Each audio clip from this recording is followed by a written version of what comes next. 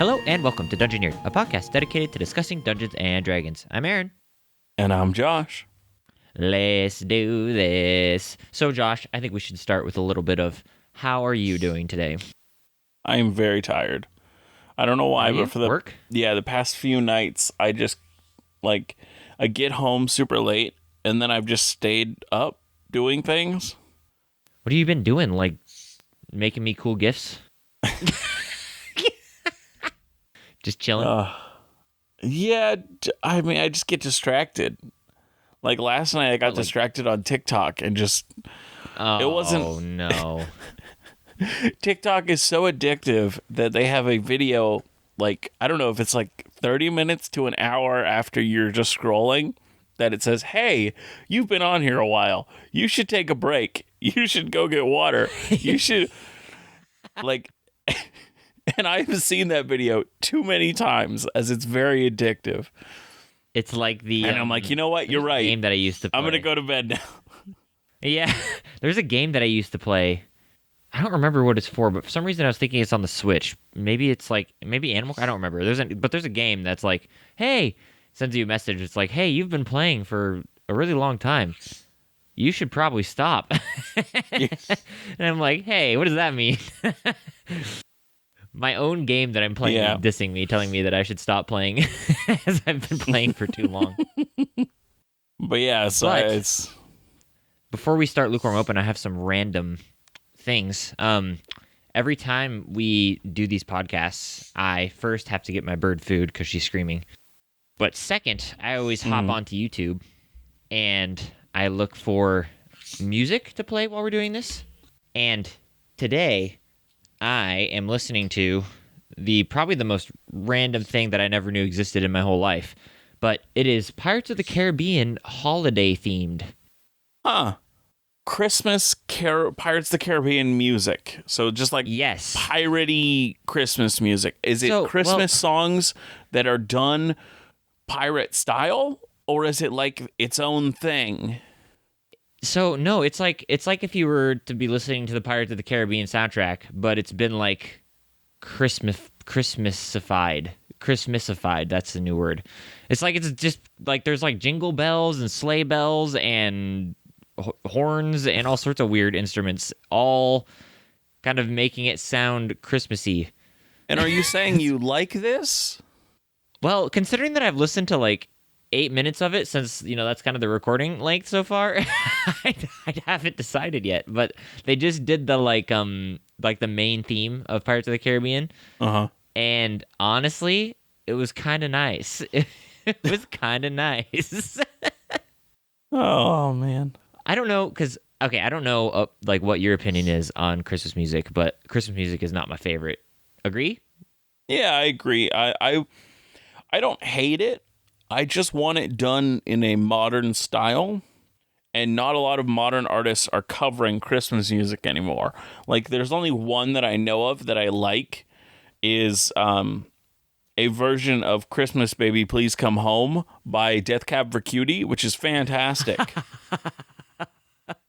But that's the only modern Christmas music that I've heard by an artist that I actually like. My cousins are super into trap versions of Christmas songs. And it's honestly hilarious. It's like Jingle Bells, but with major beat drops and whoa. It's so funny. It's ridiculous. They love listening to that. But I don't know. This Pirates of the Caribbean Christmas music is kind of rocking right now. Although, okay, I'm now at the 10-minute mark, and it's just sleigh bells like you're in a tavern, so it kind of got lame, but earlier it was still really good. Mm-hmm. But that wasn't even my topic for the Lukewarm Open. My Lukewarm Open topic is actually not even related to this, but I thought I'd bring this up anyways. But over the last, 2 months, which I may have shared this on the podcast before, but I've been dreaming crazy, an insane amount. And the only thing I can equate it to is that recently I got a weighted blanket. Thoughts on weighted blankets? Fantastic. Okay, agreed. And I got a weighted blanket, and I've been sleeping better than I ever had in my entire life. It's been awesome. Like I go to sleep and I stay asleep and like I wake up in like the same position that you sleep in. You know when that feeling is like you wake up and you're like still in the same spot that you remember being in last. Awesome. You're like your muscles are all like warm and tingly and cozy because like you had like an excellent sleep. And I've been dreaming like a madman. But recently I had the weirdest dream of my Well, entire hopefully you're life. not dreaming like a madman. You should Well, dream like a no, normal person.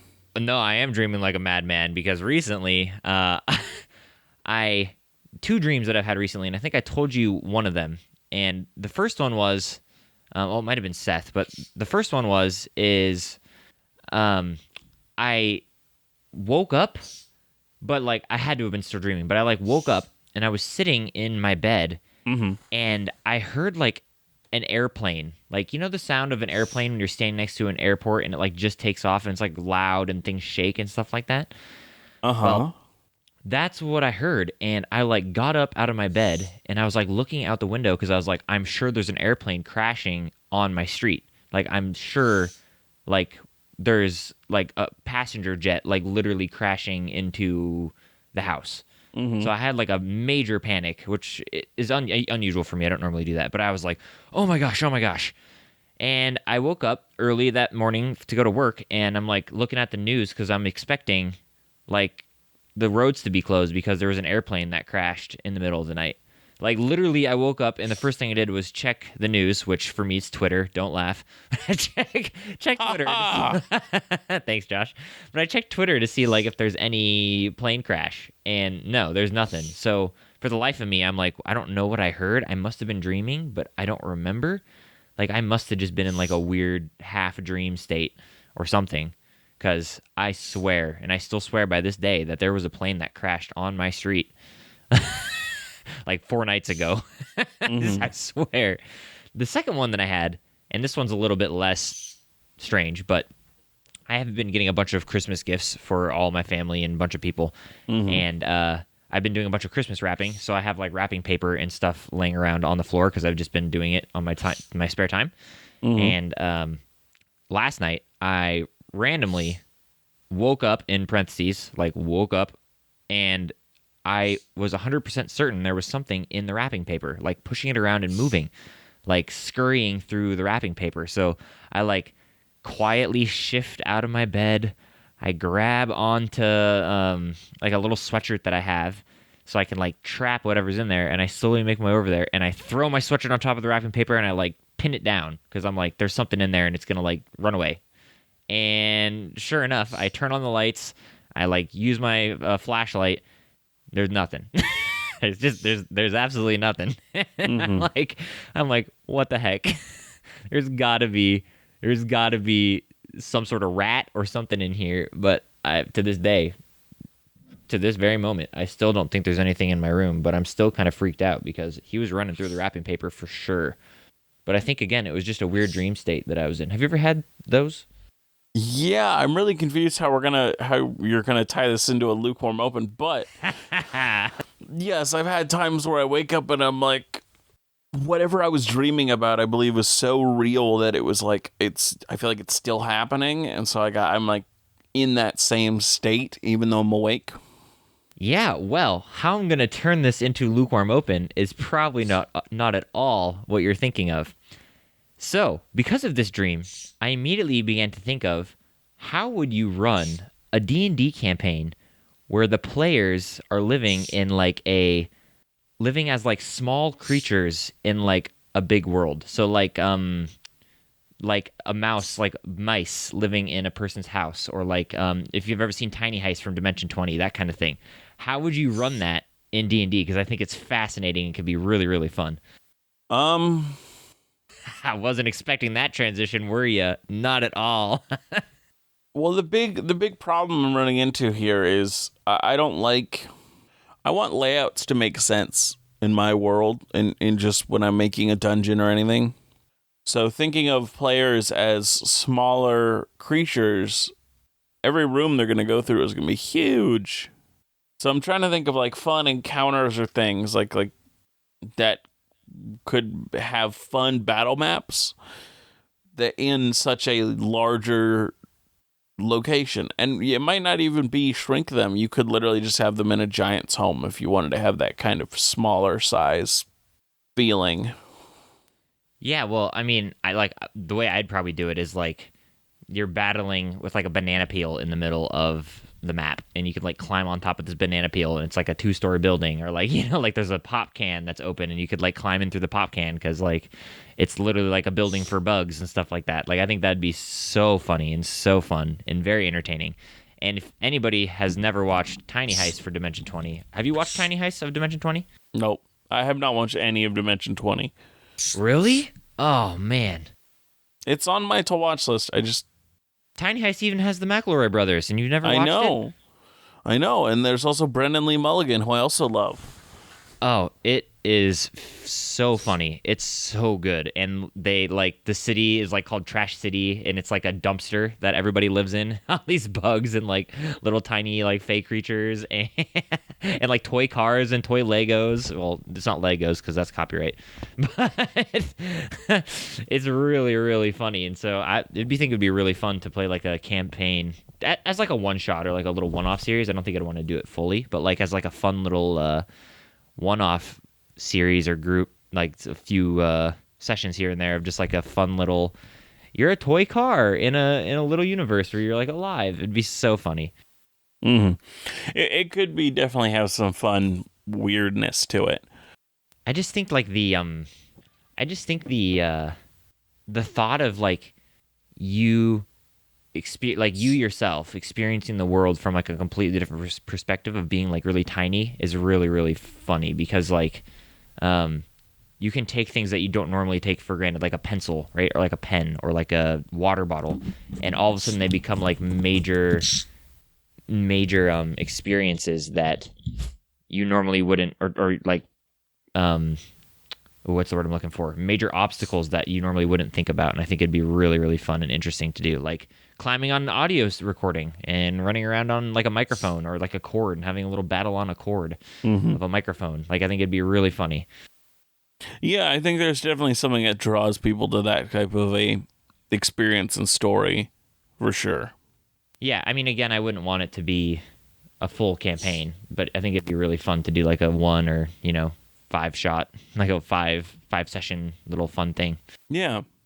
Small little short story. It would definitely be interesting. Yeah, I think that'd be super fun. All right, what do you got for the topic? Well, this week I was hoping to talk about an interesting portal. Just any kind of interesting portal. So I began to kind of look around, like what could we look at that would inspire us to create this interesting, weird portal. But as I looked around, the things I kind of looked at didn't really draw my attention very well. Like the one that I was most interested in. Are there a lot of famous portals in D&D? I don't even know. I was looking everywhere. I was looking in other things. Like the first one I looked at was the Bifrost. I don't even know what that is. Maybe I should know what that is, or maybe you should. Know what that is. It's Norse mythology, but it's also in Marvel, and it's also in. But so the Bifrost is a rainbow road that connects Asgard, or the land of the gods, to Midgar, Earth. Okay, yeah, I know what that is then. Definitely know what that is. I just didn't register the name with the portal. Yeah. And so I was trying to figure out, like, hey, like, what's interesting about this? What can I talk about? And they just didn't have enough info on the Bifrost itself. It was more like, oh, they use the Bifrost in this story and in this story. And it's like, yeah, but that's not really what I want to look at. I want to look at more details about the Bifrost as its own thing. So I was like, well, I'll look into other portals and stuff and see if there's any interesting ones in D&D or anything. So I began to look for portals in the Forgotten Realms. As I looked around, I discovered something interesting.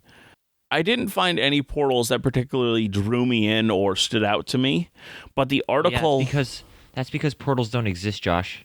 They can't draw you in like that, like fantasy. Come on, man. I made my save. I'm too good. I'm too good at resisting going into portals. Yeah, yep. You are. But the kind of base article that I was looking at on portals that kind of has a bunch of like, hey, we talked about this portal and this portal. I began to read that one. And in general, it mentioned so many things that aren't in or even mentioned in, or as far as I'm aware, in 5th edition. They started mentioning that portals are permanent and extremely difficult to permanently destroy.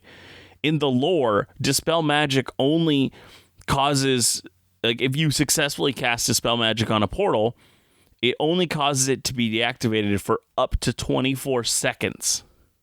Dang, holy cow. Yeah.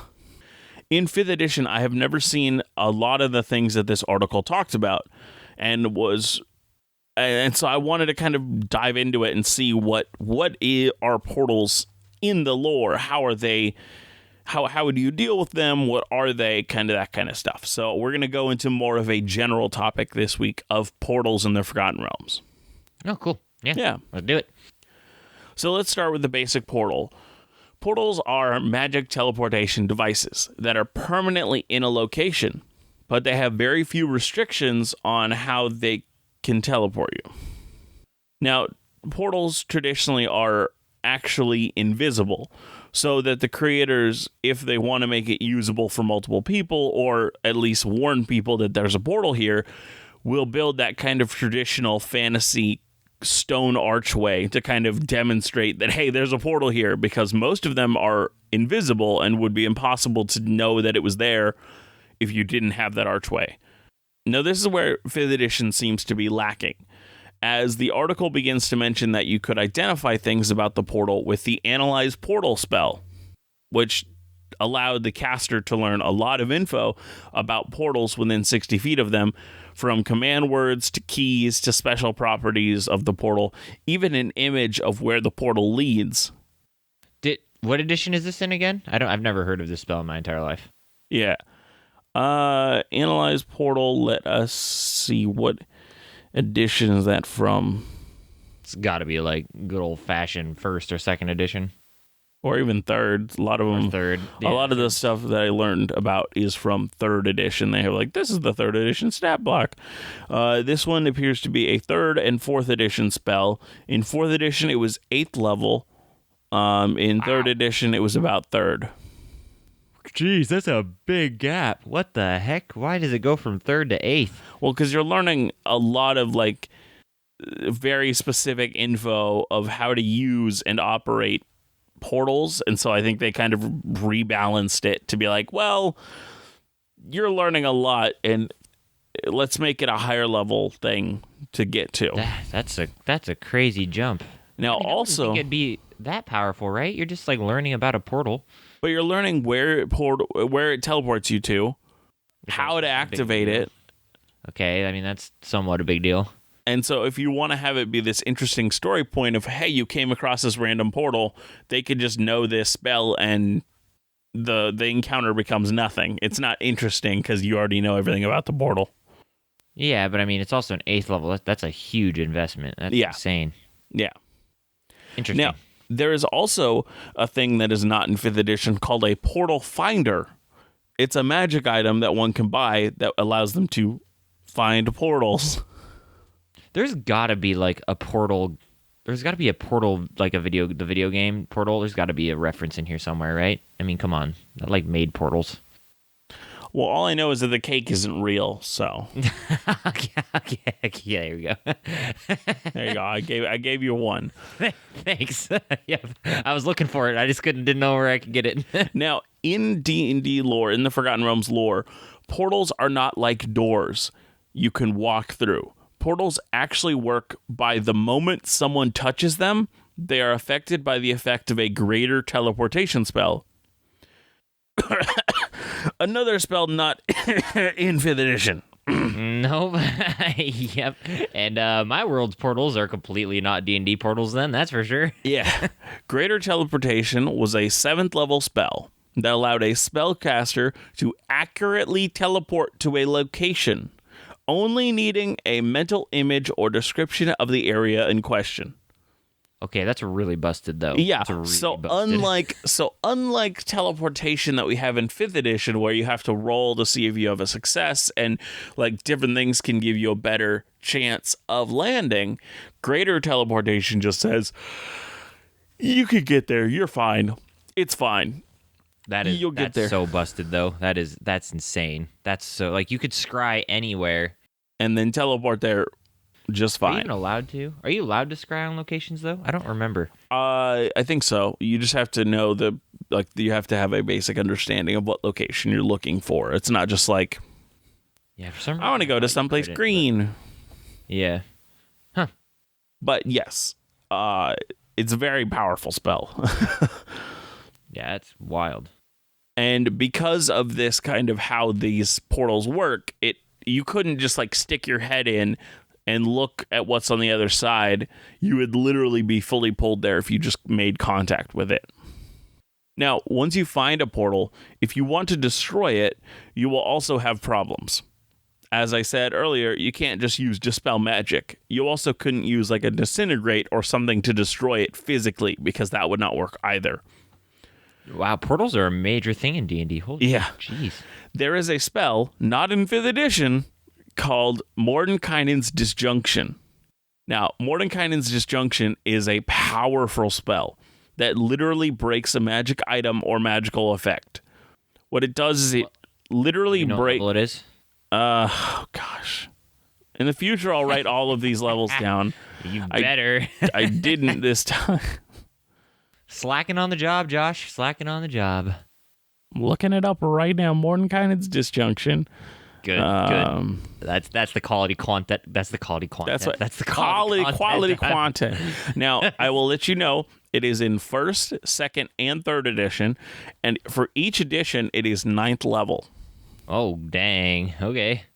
What it does is it breaks down magical items or magical effects into their base components, canceling the enchantment. Wow. So, like, if you had a flame tongue, it would just turn it into a normal sword? Well, so what it would do is everything you used to turn it into a flame tongue, gold, magic minerals, whatever, all of that just kind of just gets pulled apart and separated. Got it. Yeah.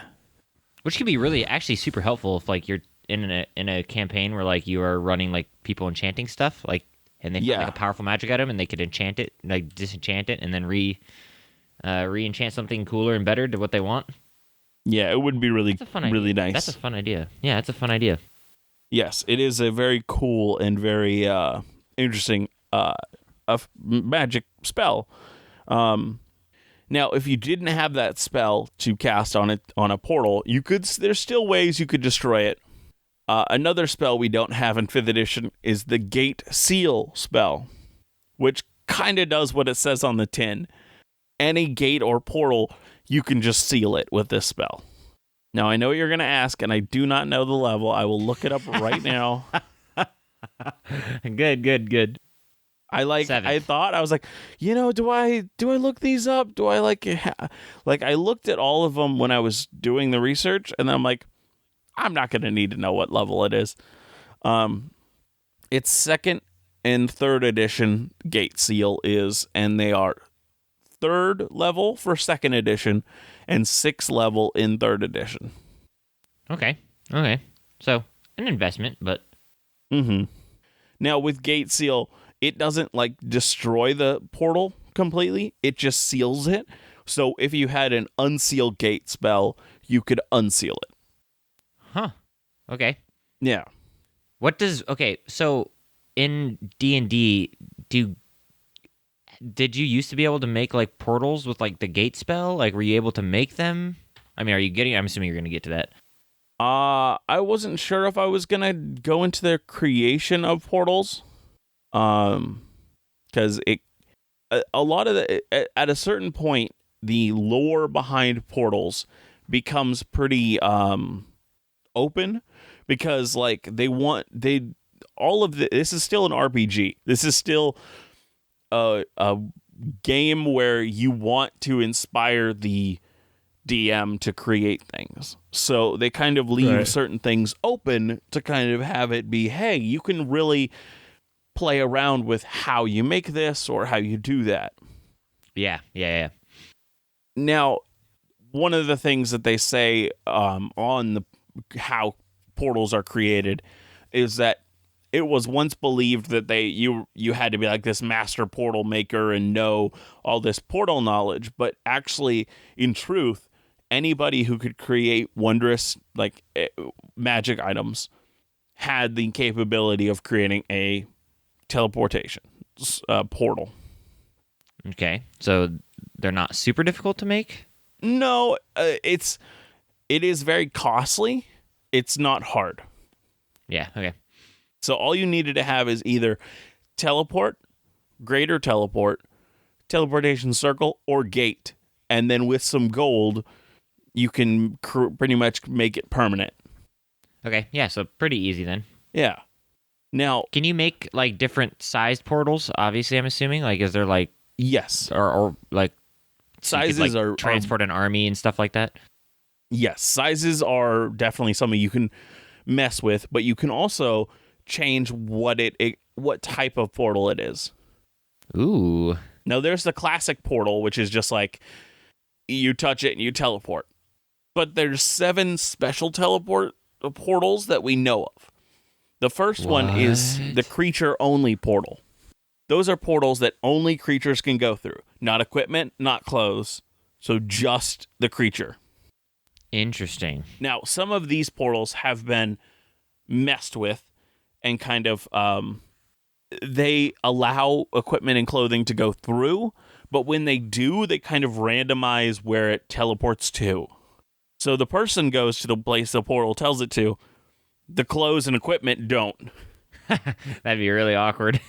Also really fun for fun little side thing for a D&D campaign. Yes. I thought the thing that it reminded me of the most is that island in Breath of the Wild where you suddenly have all your equipment stripped away and you have to complete it with no equipment. And it's kind of this fun challenge after you've been playing the game for a bit.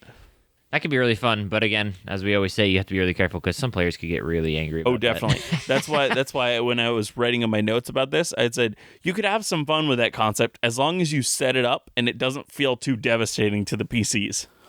Right, because you could really, really ruin the party's day with that. Just like you got to let them know it's happening, or it's a possibility at least. Now, second is the keyed portal. This means a portal that is linked to a special condition that must be met before you can use the portal. Whether that is you have to be of a certain bloodline, or you have to complete a puzzle or answer a riddle, whatever it is, there's some sort of trigger that must be done before the portal can be used. Interesting. Now, thirdly is the impassable portal, which is what's the point? What's the point of an impassable portal? It's more like a window to another area rather than a portal. Okay, now that could be really fun if you could see through it. Can you see through those? Yeah. So you could have a wizard tower where each window faces into a different realm. Mm-hmm. That'd be really, really fun. Yeah. Well, you couldn't go through, but it'd be really funny. It would be really funny if the party is like, "Oh, it's a portal," and you make it look like all the other portals in the world, and then go to walk through it, and you just slam into the wall. Now, next is a non-living portal, which is like a quick transport for items. No person could go through, but items and things like that could go through. I was like, you're telling me now that portals are alive? I was like, I was so confused. No, that would be weird. Fifth is a random portal. Next is the mimic portal. Well, fifth, okay. There is a demon. Oh no. Oh no. Called an alkalith. Now, an alkalith, it is a fiend from the abyss, and it kind of looks like moss, and it kind of goes around a window. They stay around this window and kind of slowly grow and grow and grow until they encapsulate around the whole window. Once they encapsulate around the whole window, they will then make that window a portal into the abyss, bringing hordes of demons into. So unless you realize that there is a alkalith slowly growing around your window, you could all of a sudden wake up with a portal to the abyss in your room. Okay, now the question is, so A, that's terrifying, but the next question is can they do that in like an abandoned building in the middle of nowhere? Yep. Where nobody... 100%. Oh, gosh, dang, dude. That's like brutal. You could have a literal demon fortress just because there's a shack out in the middle of the woods that nobody knows about anymore. Yeah. Yep. That is their whole thing is get an alkylith onto the material plane. Once an alkylith's on the material plane, they will open a portal and get the rest of your army there. That's how the fiends of the abyss attack. That's brutal. That's brutal. You really got to be careful. Everyone listening, go check your windows now. Yeah, right sure. Now. For as they are described, check for a bright green mass of dripping toxic corruption. Oh gosh. Putrescence made living. Alkyliths were the embodiment of pestilence and heralds of blight. Nasty. Yeah. Well, I'm checking my window right now, and I don't see anything. That's good. So that's a good sign. Now, I think I'm okay. The fifth one is a random portal. Now, the randomness of this portal is not in its destination. The randomness of this portal is with its activation. So when it's working and when it's not working. Wait, what does that mean? Well, it's randomized. So when it works versus when it doesn't work is kind of up in the air. Okay, so it could work on December 26th, but not on December 27th. Yeah. It could just have weird little things like that. Now, 6 is a transparent portal, which is one that you can look through it and see what the other side is, and then you could teleport through. I love those. Those are awesome. Those are my favorite so far. Mm-hmm. Now, 7th is the variable portal. The hobbity-hoobity-wuddy? A variable portal, which many have considered to be the most dangerous of all portals. They consider them this because you could learn every single detail about this portal. Well, I mean, not from a Jedi, though. Yeah, not from a Jedi, exactly. It's possible to learn this power. Not from a Jedi. Anyways. They're considered the most dangerous because you could learn everything about them. And you could learn that their destination could be like one of 6 locations.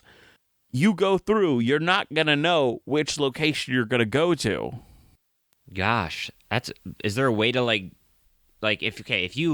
if you made this portal, for example, depends on how you make it. You could make it where there's literally no way to know. Got it. But there's also a way to make it where you could know. Yeah, you could make some sort of key that designates which one it goes to. Got it. Okay.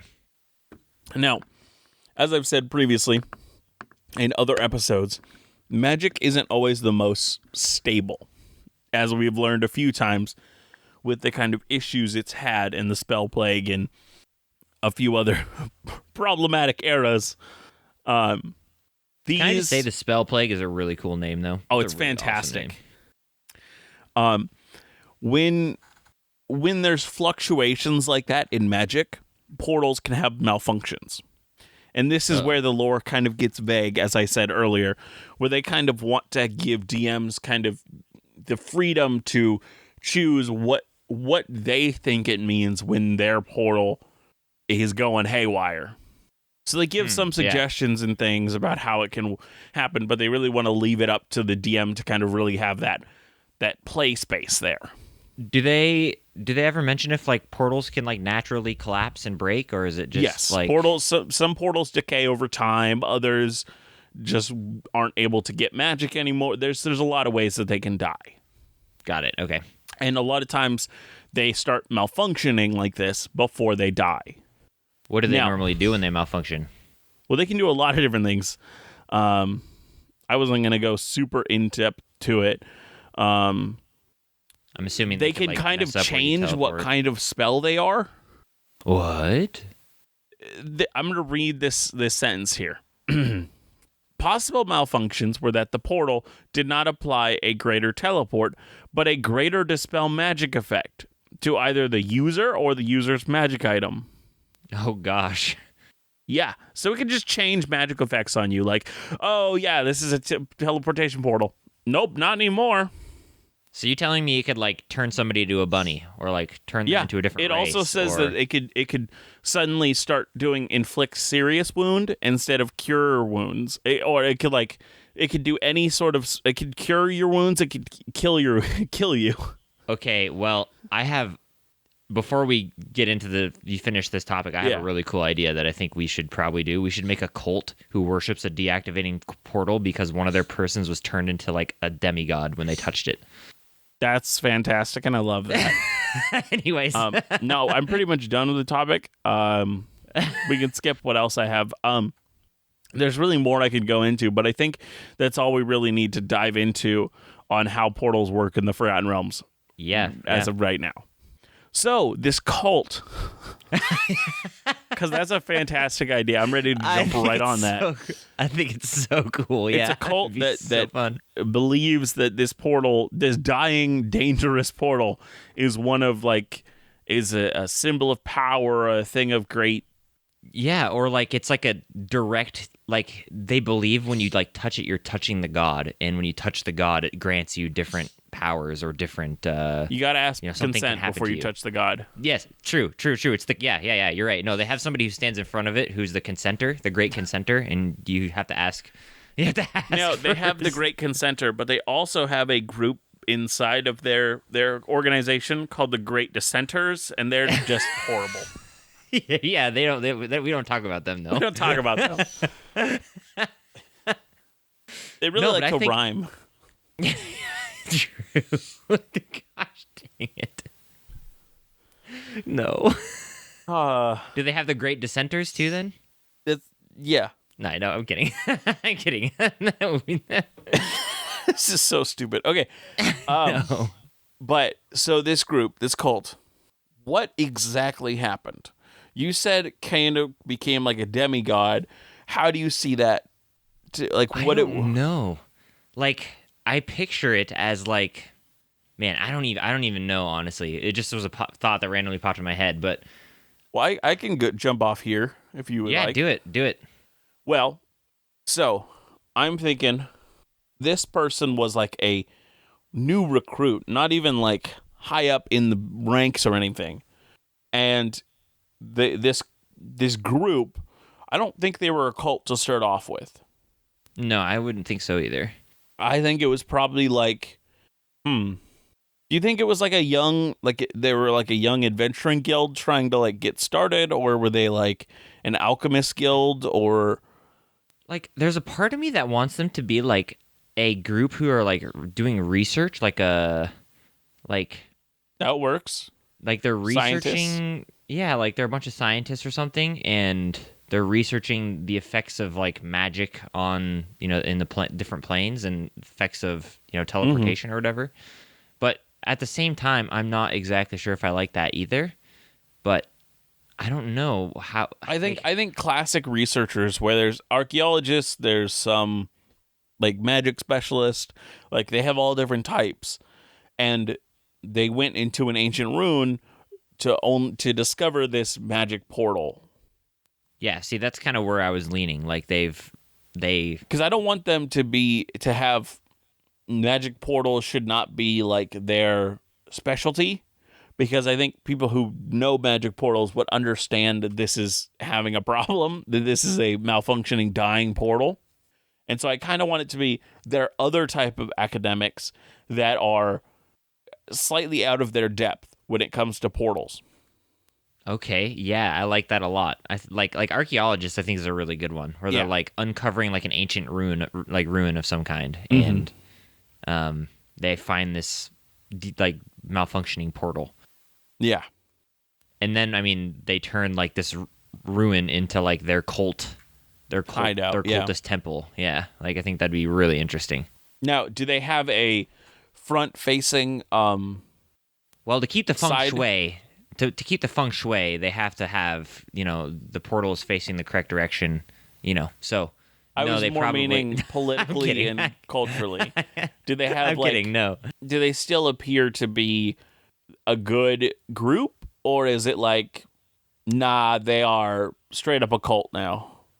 So there's two thoughts that I have with this. It's either one, this is like a research team who went to find this ancient rune, and nobody like actually knows where it is, so it was like an expedition. So like they took like a few bodyguards, they took a bunch of archaeologists and scientists, and they've just never came back. They just disappeared for forever, never ever to return. Yeah. And now they're slowly they are essentially like making this cult.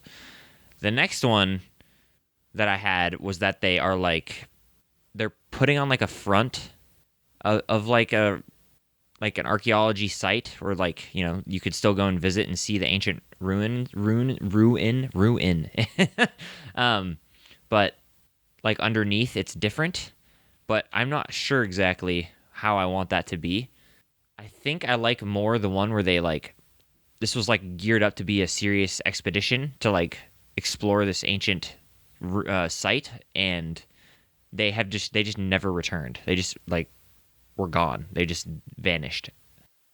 See, okay, I like the partially not returning, but I want there to be like, maybe it's like 10 years later after but I want there to be, as of like the main storyline of whatever would happen in season 3, there to be a presence of them in at least the city they were formed in, where they have kind of returned after 10 years. Well, my thought is that all of these individuals end up touching the portal because they were convinced that it gives them some sort of power. And so some of them like changed races. They changed it changed all sorts of things. So they're like unrecognizable from who they were previously. And they used that to their advantage to start like converting their old like town, like the old place they were from. And so like they've now expanded away from this ancient rune, and are now like one of them has come back as like a messiah type figure, who's like, I've come to rescue the world through, I have direct contact with these gods. I am the voice of God. I can literally, have a direct portal to him. So I think that would be a really, really fun way to do it, where again, they like disappeared. So like, there's ties that you could put in where like the party, if they're exploring this, could read about this ancient research team who had just vanished. Like they were, a prevalent archaeological team, and they had guards and money and resources and funding, and they just vanished off the face of the earth. So it could be kind of an interesting little plot tie you could throw in. But I think they would absolutely come back. Like I think, like each member like would touch the portal and different things would happen to them. So one again would turn into like a tiefling. I even like the idea of one turning into a changeling, and it's like they're like one of the main people they use to like bring converts to the temple, because like he can just change his appearance now from touching this portal. I think that'd be really, really fun. But the other one, the main leader, I think I want him to literally turn into like some sort of like something crazy. Like, yeah. Like, I mean, I don't know what level you'd want to do, but you could do anything from a succubus to anything to like, a demigod. You'd see our, 25 demigod, or a lich or anything like that. You could really play, you could really play with the levels here. So it could be anything like that, but some sort of like charismatic leader who uses this like right-hand man who turned into a changeling, or right-hand, individual who turned into a changeling, and they have been like recruiting their old colleagues, maybe their old town, who knows, and turning them into these like this cult. So what I think I'm going to, what I think I would like to do is have this cult. Part of what happened to some of the people when they touch this this portal is they actually got turned into like undead. And at first it horrified the cult. Horrified them. They were like, what? Like, this is terrible. Like, what's going on? And they've kind of deluded themselves to believe that they are now tools, that these undead were meant to be tools for them to use. Okay. So what they've done with them is they have sent them at small towns. As they send them at these towns, they arrive and offer aid. And so this group becomes the savior of all these small towns, and they kind of not fully like take over, but they get a friendship, a kind of community with these small towns as they're slowly building up this kind of group of friends in these towns. Okay. So I want to play off this idea and kind of like shift it a little bit. Mm-hmm. I want them to. Okay. I think what would probably happen is they believe, because this portal is a direct, contact to whatever god, that when somebody touches it, it expresses God's direct will for the world, or like its current state, what the god thinks of the world, okay, or the person who touches it. So this cult is going around getting people to try and touch this portal to like see what God's will is for the world, okay? So somebody touches it and they turn, they die, right? They just like immediately die or like disintegrate. And so to to them, that means, oh no, the world it's bad. Like the God is not pleased with the world. Now, question. I kind of would like it to be they take people from these areas and have forced them to touch the portal. And exactly. Based on what happens to them, that's what that part of the world, that's kind of, yeah. Right, that's what they tried to do to the area. So it originally started with them touching the portal and things happening to them.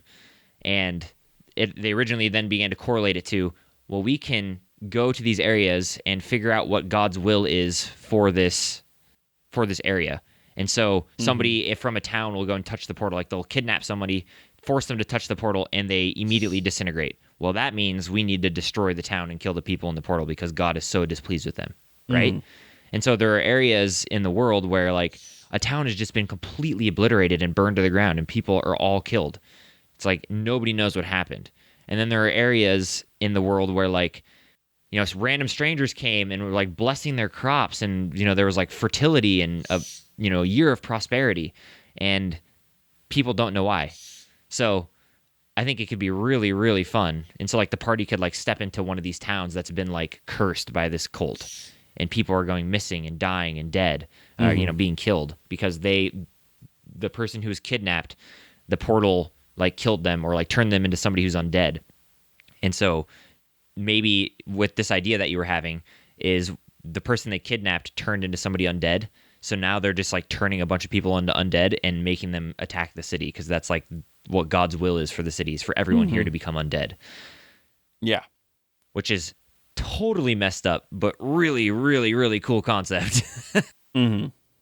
Now, my next question is this portal permanent? Like, is it stuck in one location, or do they figure out how to move it? And they move. They're hard to pin down because they move from place to place with this portal. That's a hard question. It is. I like both a lot. I do too. Are they able to like? Okay, part of what a malfunctioning portal does in D&D is they have what's called portal seepage. I'm going to read the section on portal seepage real quick. Cool. Yep, do it. Portal seepage was an occurrence that accompanied malfunctioning portals. It happened when portals grew old and their magic started to deteriorate.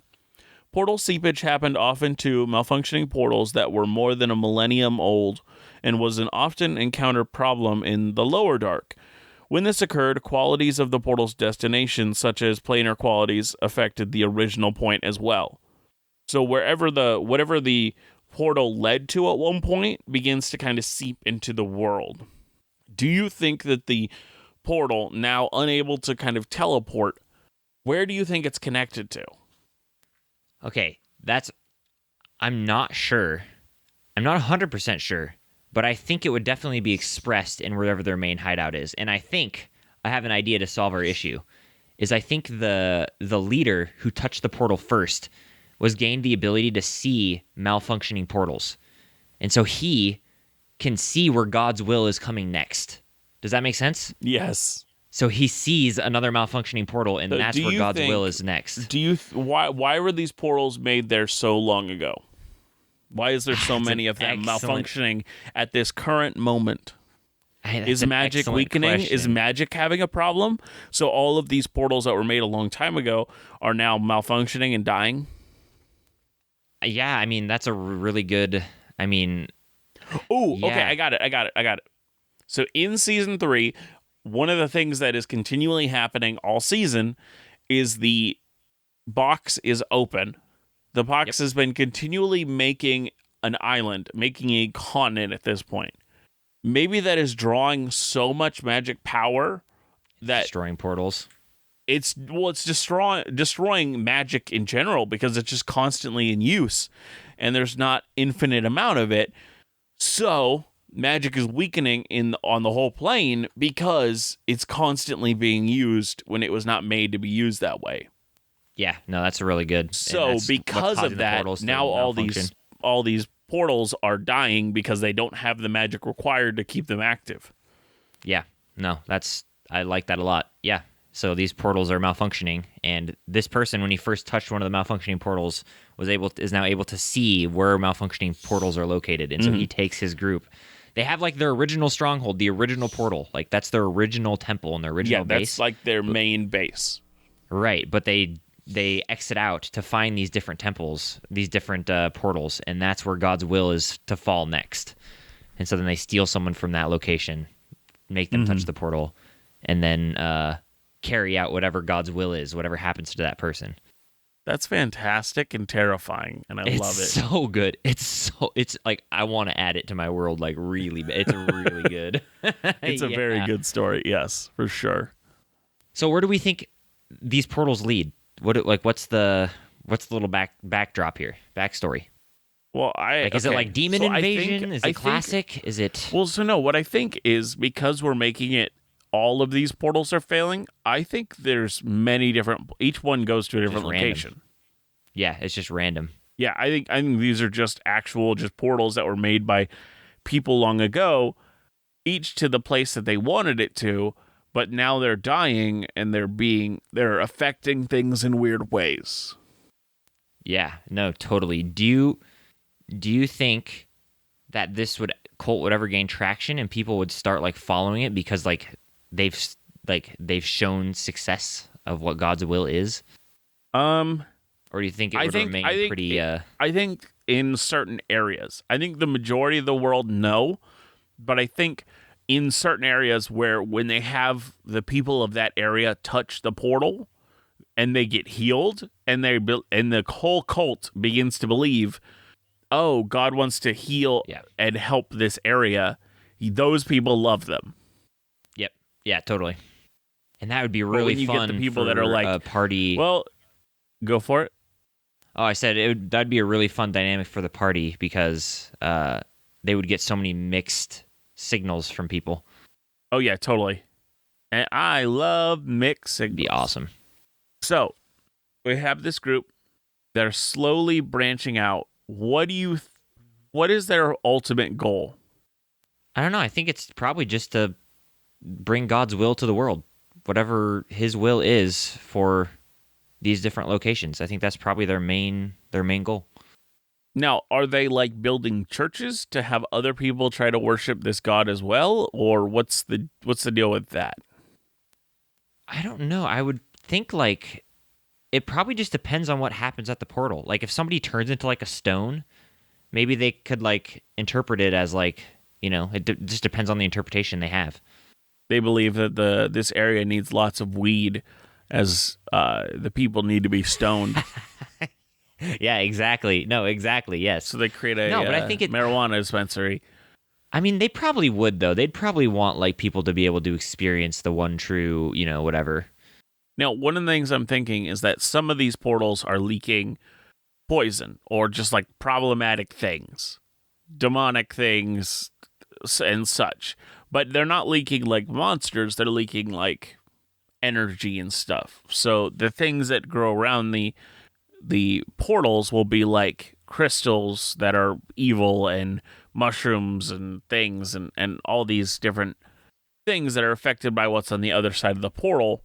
And what I'm thinking is that they begin to have a negative effect on the people because they start using this stuff around the portals as like gifts from the god, but they're actually like, oh, that's demonic crystal because it's had so much of the abyssal energy absorbed into it, and that's like Feywild mushrooms because this portal used to connect to the Feywild, and like it's just not made for people of this realm to ingest. But they're so into this. These portals are from the god. Everything they do must be for the people of this region. Yeah, it seems like this is going to be a short episode as we are having connection issues. I don't know if Aaron's going to join me for this final wrap up and goodbye. So we're going to end it there. I'm trying. I'm trying. You are, and it's fine. Thank you for listening to episode 63 of Dungeoneered. Oh, sorry. Is it 64? I think it's 64. Episode 64 of Dungeoneered. 64. Yep, 64. Yeah, 64.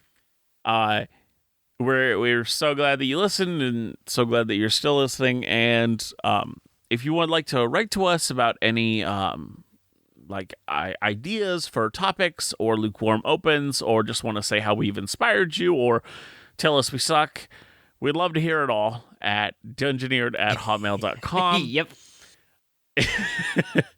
If tell us we suck, and grandma cookie recipes. We say it every time, but we could use some grandma cookie recipes. Oh yes, recipes are always also accepted, especially seasonal recipes. We would love to hear what you do during the holidays, like what kind of weird recipes you make and whatnot. If you listen to us on any podcasting apps that have ratings and reviews, we'd love to have a review and a rating. It really helps the show by showing you're engaging in more ways than just one. Anything to add, Aaron? No, but you came back in right when you asked that question. So yeah, no, I don't. We're good though. Well, thank you all for listening. And as I always say, always remember to be the sharpest barrel in the bunch. See you next time. Bye.